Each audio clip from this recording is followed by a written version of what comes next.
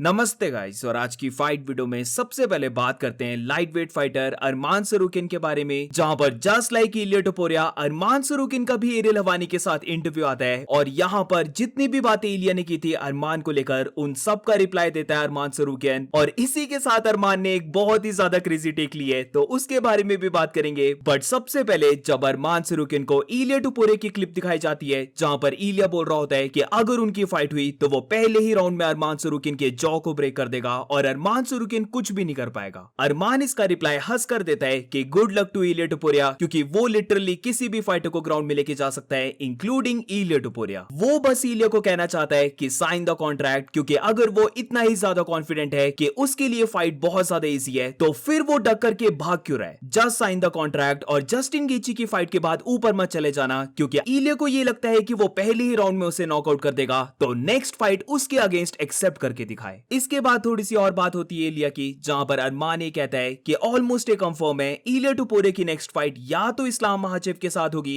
या फिर उसके साथ होने वाली है, क्योंकि ओलिवेरा के साथ अभी करवाएंगे नहीं और बेनवा सांडेनी अभी नीचे है, तो उन दोनों के अलावा कोई और इलिया टोपुरिया का ओपोनेंट नहीं बनता है। अब फॉर श्योर उसे ऐसा लगता है कि इलिया टोपुरिया पुश करेगा इस्लाम महाचेव की फाइट के लिए और वो इसको कंप्लीटली अंडरस्टैंड करता है, क्योंकि लेगेसी वाइज देखा जाए तो हाँ इलिया के लिए इस्लाम की फाइट एक ज्यादा बेटर फाइट है, वहां पर वो पहला एवर ट्रिपल चैंपियन बन सकता है। तो या तो जस्टिन गेची के बाद इलिया टोपुरिया इस्लाम से फाइट करेगा और इन द मीन टाइम वो बन जाएगा लाइट वेट चैंपियन और तब जाकर बाद में उसकी फाइट होगी इलिया के साथ। अब इलिया ने अपने इंटरव्यू में एक बात को बोला था कि वो 170 पाउंड्स में जाकर ये देखने वाला है कि वो इस्लाम को सबमिट करे, तो इसको लेकर अरमान सरूकिन हंसकर बोलता है कि ये चीज कभी भी नहीं होने वाली है। इलिया टोपुरिया के लिए फाइट को विन करना ही बहुत ज्यादा मुश्किल है, लेट अलोन इस्लाम को सबमिट करना, और उसके ओपिनियन में तो हबीब नूरमागोमेडोव भी इस्लाम को सबमिट नहीं कर पाएगा, तो इलिया ये चीज कैसे कर सकता है। ऑल्सो इसके साथ अरमान ये भी बोलता है कि अगर इलिया टोपुरिया इस्लाम के साथ फाइट करता है तो बेस्ट चीज ये होगी कि सबसे पहले इस्लाम इलिया के एस को किक कर रहा है, क्योंकि उसे नहीं लगता कि इलिया टोपुरिया इस्लाम को बीट कर सकता है, और उसके बाद जब इलिया टोपुरिया वापस लाइट वेट में आएगा तो यहां पर फिर वो करेगा इलिया टोपुरिया के एस को किक, और बैक टू बैक लॉस लेने के बाद इलिया टोपुरिया यूएफसी से ही किक आउट हो जाएगा। नॉट गोना लाई गाइस, मुझे ऐसा लगा कि अरमान ज्यादा एंग्री होकर रिप्लाई देगा जब उसे इलिया की क्लिप्स दिखाई जा रही थी कि इलिया बोल रहे वो उसके जॉ को ब्रेक कर देगा, ये सब बातें कर रहा है, बट इसके बाद भी अरमान सरूकिन पूरा काम रहता है और बिल्कुल ही कूल वे से उसने सारे रिप्लाईज दिए। और अब इसके बाद जो क्लिप सबसे ज्यादा वायरल जा रही है उसके बारे में बात करते हैं, जहां पर अरमान सरूकिन ने एक बहुत ही ज्यादा क्रेजी टेक दे दी है। अरमान बात कर रहा होता है इलिया की कि इलिया ने उसे एक ट्विटर का गैंगस्टर बोला है, पर वो एक गैंगस्टर नहीं है बल्कि वो एक प्रॉपर मैन है, अनलाइक इलिया टोपुरिया, क्योंकि इलिया टोपुरिया अपने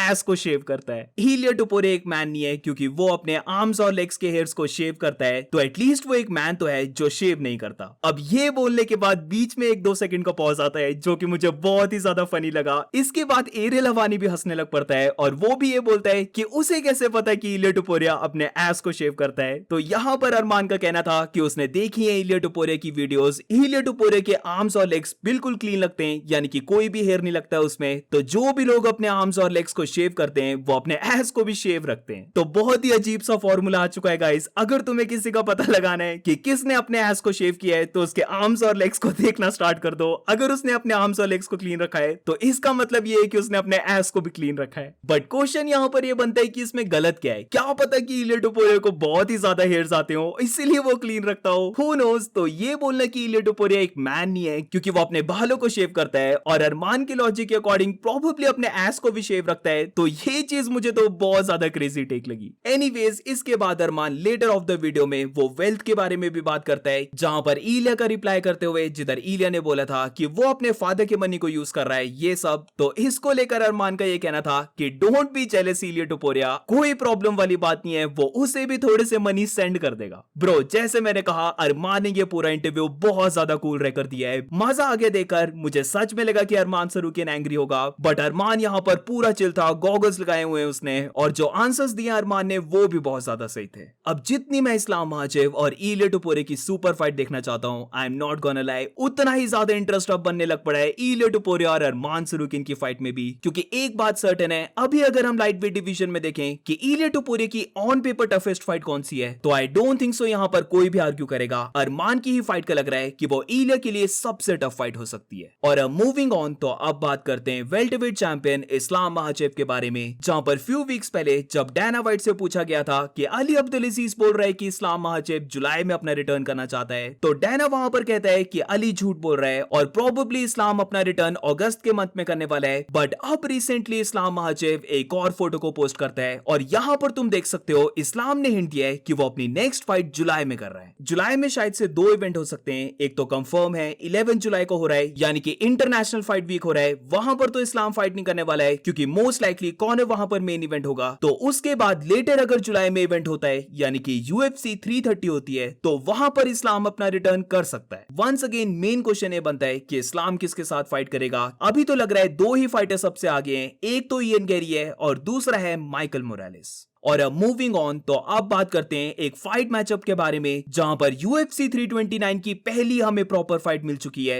जिधर बैंटमवेट डिवीजन फाइटर्स कोरी सैंडगन की फाइट होने वाली है मारियो बटिस्टा के साथ। दोनों के बीच में ये रीमैच फाइट है जहां पर पहली फाइट 2019 में हुई थी और कोरी सैंडगन वो फाइट को विन किया था बाय फर्स्ट राउंड सबमिशन। पर जैसे कि हमें पता है मारियो बटिस्टा ने बहुत ज्यादा इवॉल्व कर लिया है, वो अपनी हर एक फाइट में काफी अच्छा दिख रहा है। इवन जो उसने फाइट को लूज किया था वहां पर भी वो बहुत अच्छा दिखा था। तो इस बार ये मैचअप और ज्यादा क्लोज बन चुका है। तो लेट्स सी 11 जुलाई को कौन सा फाइटर विन करता है। और अब मूविंग ऑन, तो अब बात करते हैं ब्रायन ऑर्टेगा के बारे में, जहां पर डोमिनिक क्रूज के साथ ब्रायन ऑर्टेगा का पॉडकास्ट आता है और ये पॉडकास्ट थोड़ा सा वायरल जा रहा है क्योंकि पहली बार ब्रायन ऑर्टेगा ओपन अप हुआ है अपने रिलेशनशिप को लेकर जो उसका ट्रेसी कॉर्टेस के साथ था। और यहां पर ब्रायन ऑर्टेगा ने सब कुछ रिवील कर दिया है कि ये रिलेशनशिप कितना ज्यादा टॉक्सिक था। अब वैसे तो बात बहुत लंबी है बट मैं काफी शॉर्ट में बता देता हूं। ब्रायन ऑर्टेगा बहुत ज्यादा डम है टू बी ऑनेस्ट। वो अपने किड्स को लीव कर देता है ट्रेसी कॉर्टेस के लिए और जैसे ही दोनों के बीच कुछ बनने लग पड़ता है तो वो ऑनलाइन देखता है लोगों के रिएक्शन को, जहां पर हर कोई बोल रहा होता है कि दोनों कितने ज्यादा सही लग रहे हैं, ये पावर कपल लग रहा है UFC का। तो इसी बात को ब्रायन ऑर्टेगा ने अपने सर पे चढ़ा लिया और लिटरली अपने किड्स को छोड़कर वो ट्रेसी कॉर्टेस के साथ शिफ्ट हो जाता है और विद इन 4 मंथ्स ही उसे पता लग जाता है कि उसने कितना बड़ा फक अप कर दिया है। ब्रायन ऑर्टेगा यहां पर बताता है कि इवन जब उसकी मॉम ने ट्रेसी कॉर्टेस को देखा तो मॉम ने भी उसको डायरेक्टली बोल दिया कि वो रियली विश करती है कि ट्रेसी कॉर्टेस चेंज हो जाए, बट राइट नाउ जिस वे से अभी ट्रेसी कॉर्टेस का बिहेवियर है वो as a mother Brian Ortega को बताना चाहती है कि उसे कभी भी इस रिलेशन में पीस नहीं मिलने वाला है। ऑर्टेगा बोलता है कि उसकी मॉम की बातें सारी सच होने लग पड़ी, जहां पर बिना बात के वो लड़ने लग पड़ते थे, बट क्योंकि अब वो online quote and quote power couple बन गए थे तो इसीलिए ऑर्टेगा इस रिलेशनशिप को कंटिन्यू रखता है और वो नोटिस करने लग पड़ता है कि उसके जो सारे ट्रेनिंग कैंप्स थे वो और ज्यादा हॉरिबल बनते जा रहे थे। जिधर एलेक्जेंडर वोल्कानोव्स्की के साथ जो उसकी फाइट थी उसका पूरा ट्रेनिंग कैंप बहुत ज्यादा हॉरिबल जाता है, जहां पर ट्रेसी कॉर्टेस उसके साथ बिना बात के आर्गुमेंट करती थी और ये आर्गुमेंट कभी कभार रात के 2-3 बजे भी स्टार्ट हो जाते थे। तो फाइनली वो स्नैप आउट कर जाता है और क्रिसमस के डे वो बोल देता है ट्रेसी कॉर्टेस को कि दैट्स इट, उनका रिलेशनशिप ओवर हो चुका है और वो इस एक्सपीरियंस को बताना चाहता है कि उसके लिए ये पूरा हेल था। ऑल्सो इसके साथ ब्रायन ऑर्टेगा ये भी बोलता है कि लास्ट ईयर जो उसने देखा था एलेक्स परेरा और ट्रेसी कॉर्टेस को, जो कि बहुत ही जल्दी उनका रिलेशन खत्म हो जाता है, तो उसे ऐसा लगता है कि एलेक्स परेरा को भी लग गया था पता कि ट्रेसी कॉर्टेस का बिहेवियर कैसा है। तो ब्रायन ऑर्टेगा के लिए बोल सकते हैं उसका रिलेशन बहुत ज्यादा हेल्थ था। But on the other hand अगर तुम कमेंट्स को पढ़ोगे तो हर कोई बोल रहा है बी लाइक एलेक्स परेरा, जहां पर थोड़े टाइम के लिए वो ट्रेसी के साथ शामा शामा करता है और उसके बाद डिप आउट कर जाता है। And that's it for today guys. आज की फाइट वीडियो में बस इतना ही। अगर तुम्हें वीडियो अच्छी लगी हो तो please make sure to like subscribe. मिलते हैं नेक्स्ट वीडियो में।